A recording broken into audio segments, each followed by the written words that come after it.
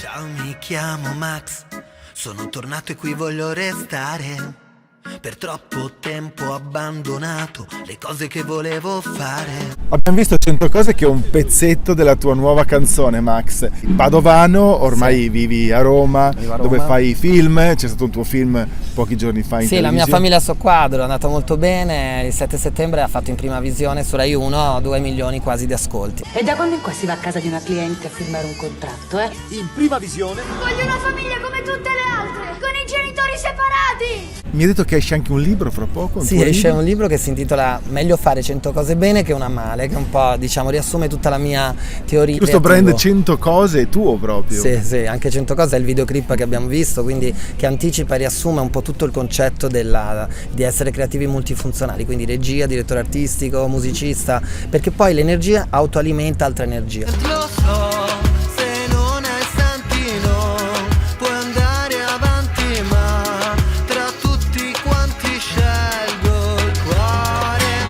Ma credo molto nel fatto che se tu fai più cose puoi farle bene una alla volta, credendoci con tanta passione e tanta energia.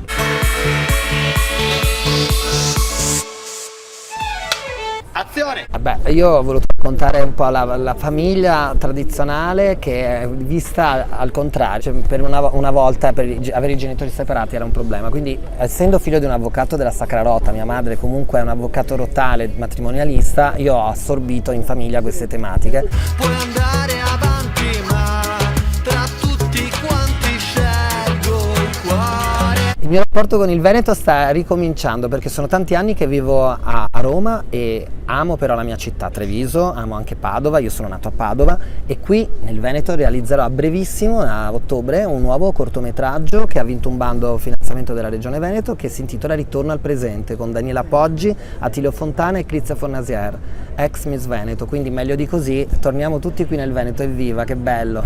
Max, ma un pezzetto così a cappella del tuo nuovo singolo, me lo fai? Wow. Meglio fare 100 cose bene piuttosto che una male, libero di essere un creativo multifunzionale. Come te, che tu sei un creativo multifunzionale. Ebbene sì. Grazie Max, è stato un piacere. Buongiorno Mattino. Ciao. Meglio fare 100 cose bene piuttosto che